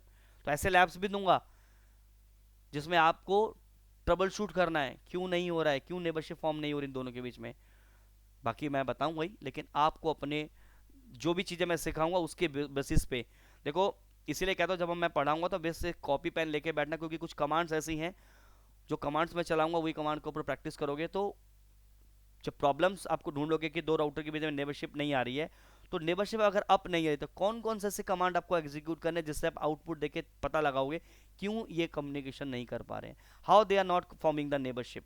OSPF की नेबरशिप फॉर्म नहीं हो रही है, या ईआईजीआरपी की नेबरशिप फॉर्म नहीं हो रही है, या बीजीपी की नेबरशिप फॉर्म नहीं हो रही है, क्यों नहीं हो रही है। अब अगर कोई चीज़ नहीं हो रही तो उसके लिए कुछ कमांड डालना होगा ना। अगर कोई बंदा सामने वाला बोल रहा है कि भाई ये मशीन पे ये चीज़ चल नहीं रही है, तो चलने नहीं रही है, तो कुछ ना कुछ स्टेप तो फॉलो करोगे ना। तो ये सब चीज़ हम कैसे सीखेंगे जब तक आप कमांड्स के आप हैंड्स ऑन नहीं करोगे। ठीक है, तो ये देखेंगे बीजीपी के बारे में डिटेल इन्फॉर्मेशन है, ये अभी राउटिंग के बारे में हम पढ़ रहे हैं।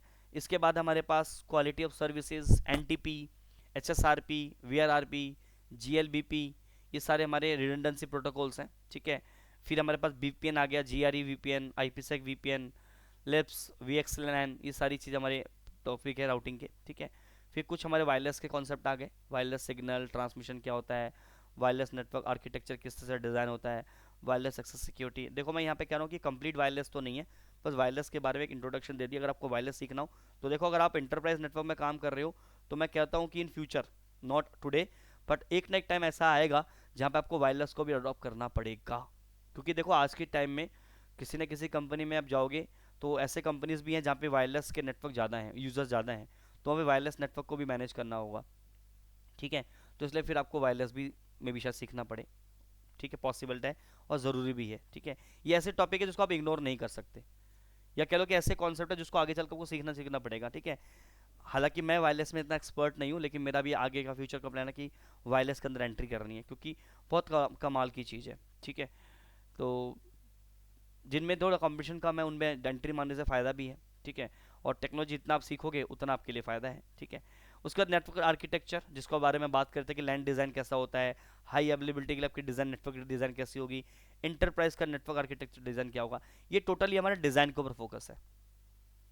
देखो, एक नेटवर्क वही अच्छा है जिसकी डिज़ाइन अपने अच्छे से करियो, और डिज़ाइन हमें इस तरह से करने की नेटवर्क में क्या मिले, रिडंडेंसी। ऐसा ना हो कि ये राउटर डाउन हो जाता पूरा कंप्लीट नेटवर्क बैठ गया, या एक स्विच नेटवर्क में डाउन होकर पूरा नेटवर्क बंद हो गया। तो हमें नेटवर्क को ऐसा डिज़ाइन करना है अगर कोई डिवाइस डाउन भी हो जाता है तो भी हमारे नेटवर्क में कुछ फर्क ना पड़े, नेटवर्क अप टू रन रहे। तो हमारा एज अ नेटवर्क इंजीनियर हमारा मेन गोल क्या है, हमारा मेन गोल है 99.99% चीज़ों को अप टू अप टाइम रखना। तो ये सब चीज़ें कैसे आएंगी, इस कॉन्सेप्ट से हम अपने नेटवर्क को कैसे ऐसे कैसे डिज़ाइन करेंगे कि अगर एक डिवाइस अगर डाउन हो जाए तो भी नेटवर्क में ज़्यादा कुछ फर्क ना पड़े। ठीक है, तो जिसको बोलते हैं नेटवर्क डिज़ाइन, नेटवर्क आर्किटेक्चर। ठीक है, तो ये तमाम टॉपिक हमारे राउटिंग के हैं। इसके बाद हमारा फिर सीसीएनपी स्विचिंग का आ गया, एनकोर स्विच।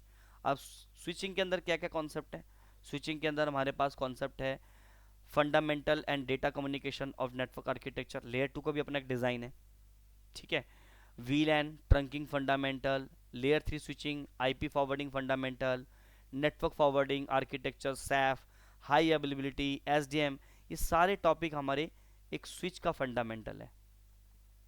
स्विच कैसे काम करता है, मैक एड्रेस टेबल कैसे बनाता है, मैक एड्रेस टेबल को हम कैसे मैनेज करते हैं, ये तमाम चीज़ें आप इस सेक्शन में सीखोगे। ठीक है, ये मैंने कुछ 4-5 टॉपिक लिखा है, इसका मतलब सर इतनी सी टॉपिक है, नहीं, इसके अंदर भी कुछ सब टॉपिक्स हैं।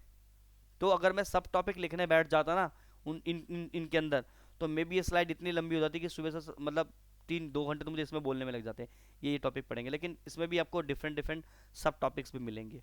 ठीक है, जैसे मैक एड्रेस के बारे में भी है, मैक एड्रेस को कैसे मैनेज करते हैं, एजिंग टाइम कैसे कॉन्फ़िगर करते हैं कंप्लीटली, स्टैटिक मैक एड्रेस कैसे कॉन्फ़िगर करते हैं, डायनेमिक को हम कैसे चेंज करते हैं, सारी चीज़ें देखेंगे। इसके बाद आता है हमारा spanning tree protocol. Spanning tree protocol आपको मालूम है कि it's a loop avoidance mechanism in layer 2। ठीक है, स्विचिंग टेक्नोलॉजी के अंदर आपके लेयर 2 लूप को अवॉइड करने के लिए। अब एसटीपी के अंदर हमारे डिफरेंट डिफरेंट एसटीपी होती है, एक हमारे पास आरएसटीपी, एक है हमारे पास एसटीपी, और एक है हमारे पास एमएसटी।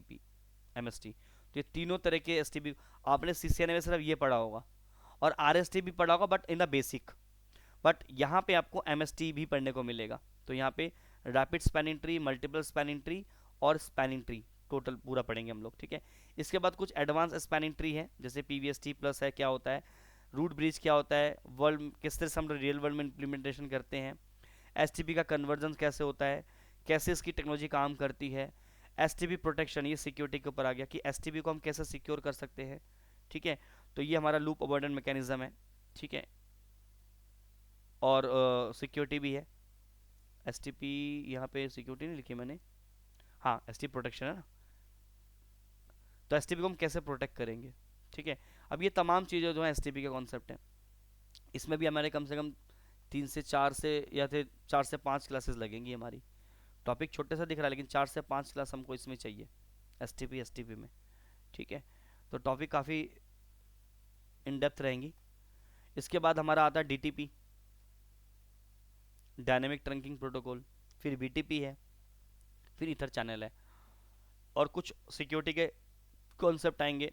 ठीक है, फिर हमारे पास डीएससीपी है, डीएनएस है, एसएनएमपी है, एनटीपी है, और भी बहुत से छोटे मोटे टॉपिक्स हैं। ठीक है, तो ये तमाम चीज़ें हमारी सीसीएनपी एनकोर का पार्ट है, और चाहो तो आप ये वाला सिलेबस भी उठा सकते हो, दिस वन।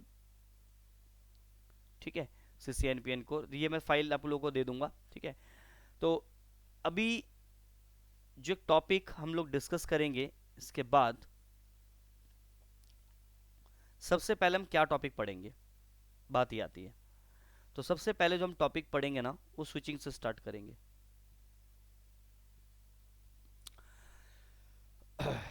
एक मिनट दो। ठीक है, जो टॉपिक हम देखो स्टार्टिंग में जो एक दो क्लासेस रहेंगी ना, जो स्टार्टिंग के एक दो क्लासेस रहेंगे उसमें हम लोग बेसिकली क्या करेंगे, थोड़ा सा सीसीएनए को ब्रशअप करेंगे। मैं आपको बता रहा हूँ कि हम लोग क्या क्या पढ़ने वाले हैं। मैं डायरेक्टली सीसीएनपी से स्टार्ट नहीं करूंगा, पहले हम सीसीएनए को थोड़ा सा ब्रशअप करेंगे 2 दिन। इसमें हम क्या क्या जरूरी चीजें हैं जो हम लोग पढ़ेंगे, ठीक है। जैसे कि ओएसआई मॉडल को थोड़ा सा ब्रीफ कर लेंगे। मैं देखो सीसीएनए तो ऑलमोस्ट अपने आप में से 2 से 2.5 महीने का उसका सिलेबस है, लेकिन कुछ लोगों ने काफ़ी टाइम पहले किया था, कुछ लोगों ने भी साथ, अभी मेरे कुछ स्टूडेंट्स हैं तो अभी जिन्होंने सीसीएनए किया था, है ना। तो जिन्होंने अभी अभी किया तो उनको तो चीज़ें याद होंगी, लेकिन कुछ ऐसे होंगे जिन्होंने बहुत टाइम पहले किया था, सर याद नहीं है। तो टेंशन नहीं लेना है, क्योंकि जो भी चीज़ हम कवर करेंगे, लेट्स एग्जांपल मैं वीलन पढ़ा रहा हूँ, तो मैं डायरेक्टली वीलन सीसीएनपी लेवल से स्टार्ट नहीं करूंगा। I will start with from CCNA level. कोई भी टॉपिक अगर हम पढ़ रहे हैं तो पहले मैं उसका एटलीस्ट सीसीएनए लेवल की चीज़ आपको समझा दूं। जैसे मान लो कि एग्जांपल मैं वीलन की बात कर रहा हूं, तो वीलन हमने, वीलन क्या होता है, कितने टाइप, तो उसका जो बेसिक है वो तो हम पढ़ेंगे ही पढ़ेंगे। मैं डायरेक्टली एडवांस टॉपिक के पर नहीं आ जाऊंगा। अगर हम कोई टॉपिक स्टार्ट कर रहे हैं तो उसका एडवांस टॉपिक से मैं डायरेक्टली स्टार्ट नहीं करूंगा। I will start from basic. तो कहने का मतलब, अगर आपको सीसीए ने बहुत टाइम पहले किया था, अभी चीज़ें थोड़े से याद है नहीं है, डोंट वरी अबाउट इट, क्योंकि जो भी टॉपिक हम पढ़ेंगे उसको हम फ्रॉम द स्क्रैच पढ़ेंगे। इसीलिए तो हमने कहा कि ये सिलेबस आपका 2.5 से 3 महीना लग जाएगा। क्यों लग जाएगा? क्योंकि कॉन्सेप्ट हम लोग फ्रॉम द स्क्रैच पढ़ेंगे, और इसीलिए स्टार्टिंग के 2 क्लासेस हमारे रहेंगे सिर्फ और सिर्फ बेसिक, ताकि जो भी हम चीज़ें पढ़ेंगे उससे पहले हमारे पास हम इतने तैयार हो जाएं इन 2 क्लासेस में, 2 डेज क्लास में जो बेसिक हम सीखेंगे, जिसमें मैं आप लोगों को क्या क्या पढ़ाऊंगा। ओएसआई मॉडल देखो, हर क्लासेस में जो भी है ये मेरे पर्सनल नोट्स हैं, और आपको मैं ये बुक भी प्रोवाइड कर दूंगा। I have a official CCNP book. ये सीसीएनपी एनकोर का बुक है। ऑलमोस्ट अगर आप पेज की बात करोगे ना, तो इसमें 1149 पेज का ये बुक है, पीडीएफ बुक। इस बुक के अंदर जितनी भी चीज़ें हैं वो सारी चीज़ें हम डिस्कस करेंगे, लेकिन हम बुक को फॉलो नहीं करेंगे। मतलब आप फॉलो कर लेना, मैं आपको इसी नोट्स के थ्रू पढ़ाऊंगा, क्योंकि बुक्स के अंदर कहानियाँ हैं और हमें कहानियाँ नहीं देखनी है, हमें समरी करनी है। तो जो भी टॉपिक यहाँ पे दिया हुआ है हर टॉपिक के बारे में डिस्कस करेंगे। आप खाली टाइम बैठ के बुक को भी पढ़ सकते हो। तो ये जो पीडीएफ है, ये भी पीडीएफ मैं आपके साथ शेयर कर दूंगा। ये तो ऑफिशियल बुक है, ठीक है, ये देख सकते हो, ये सारी चीज़ें इसमें भी मेंशन है। मैं थोड़ा सा जाता हूँ ऊपर, दिखाता हूँ आपको। सबसे पहले हम क्या करें, एक सेकेंड एक सेकेंड एक सेकेंड एक सेकेंड, मेरी आवाज़ आ रही है ना सबको? Hello, yes sir. Okay okay ठीक है, yes sir. Okay okay nice. तो सबसे पहले हम देखो पैकेट फॉरवर्डिंग, ये सबसे पहला टॉपिक है, ठीक है। आप इस बुक को भी कंसिडर कर लेना, कोई दिक्कत नहीं, लेकिन इसी चीज़ की इसका निचोड़ मैंने यहाँ बना रखा है, ये वही है, लेयर टू फॉरवर्डिंग। तो यहाँ पे भी तो लिखा हुआ है फॉरवर्डिंग, ठीक है, नेटवर्क डिवाइस कम्युनिकेशन, इसको हम स्टार्ट करेंगे, जिसमें स्टार्टिंग में हम ओएसआई मॉडल, ठीक है, TCP IP model, layer two forwarding, यही देखो यहीं पे यही चीज़ दिखी हुई है, पैकेट फॉरवर्डिंग, इसमें भी आपके लेयर टू फॉरवर्डिंग है। ये देखो ओएसआई मॉडल, ये रहा, ठीक है, यही आप देख पा रहे होगे, ये देखो मैंने लिया हुआ है, तो यही मैंने उठा के इसकी स्क्रीनशॉट चिपका रखी है। तो मतलब यहाँ पे कहानियाँ हैं और मेरे पास टू द पॉइंट है, और टू द पॉइंट ही करेंगे। ये देखो मैक एड्रेस के बारे में, यहाँ भी मैक एड्रेस के बारे में लिखा है, ये देखो यही पॉइंट है। तो मैंने चीज़ें वहीं से बुक से उठा रखी है चीज़ें, ऐसा नहीं कि मैं बुक के बाहर चीज़ें पढ़ाऊंगा, बुक की चीज़ें ही पढ़ेंगे, लेकिन मैंने बुक को उठा के कुछ चीज़ें जो कि बुक से ज़रूरी है वो मैंने उठाई हैं, ठीक है। यहाँ पे जैसे कोलिजन डोमेन यहाँ भी देख सकते हो, तो आप बुक को फॉलो कर लो, चाहे मेरे इस नोट्स को फॉलो कर लो। नोट्स को फॉलो करोगे तो टू द पॉइंट मिलेगा, आपको कहानियाँ नहीं पढ़नी पड़ेंगी, ठीक है। तो ये हमारा सिलेबस है, इस सिलेबस के अंदर हम लोग ये लेयर टू, और ये ऑलमोस्ट कितने पेज का है मेरा, ये 19 पेज का है। ऐसे और भी आपको मेरे पर्सनल नोट्स मिल जाएंगे। तो स्टार्टिंग हम लेयर टू से करेंगे, यानी पहले हम ओएसआई मॉडल पढ़ेंगे आपको थोड़ा बहुत ब्रशअप के लिए, फिर ओएसआई मॉडल के अंदर और टीसीपी आईपी मॉडल के अंदर 2 मॉडल है हमारे पास, ठीक है। टीसीपी के 2 आर्किटेक्चर मॉडल है, एक 4 लेयर आर्किटेक्चर, एक 5 लेयर आर्किटेक्चर है, ठीक है। ये ओल्ड वन है, ये न्यू वन है, ठीक है। तो क्या डिफरेंस है इसमें इसको भी डिस्कस करेंगे। इसके बाद है हमारा लेयर टू फॉरवर्डिंग, जिसके अंदर लेयर टू फॉरवर्डिंग क्या होती है, मैक एड्रेस क्या होता है, सोर्स आपका स्विच कैसे काम करता है, एक पैकेट हम लोग देखेंगे, ठीक है। आपका यूनिकास्ट फॉरवर्डिंग, एक यूनिकास्ट फॉरवर्डिंग होती है, जैसे अननोन डेस्टिनेशन के लिए आपका स्विच कैसे हैंडल करता है ट्रैफिक को। कोई ब्रॉडकास्ट ट्रैफिक आ गया तो स्विच उसको कैसे हैंडल करता है, कोई यूनिकास्ट ट्रैफिक आ गया उसको कैसे हैंडल करता है। तो एक स्विच जो है नेटवर्क में, उसके पास मल्टीपल डिवाइसेस कनेक्टेड होते हैं। अब ये जो कंप्यूटर्स है, ये जब डेटा भेजेगा तो वो जो डेटा पैकेट है, ये जो डेटा है स्विच के लिए क्या होगा, या तो डेटा यूनिकास्ट होगा, या तो वो डेटा अननोन यूनिकास्ट होगा, अननोन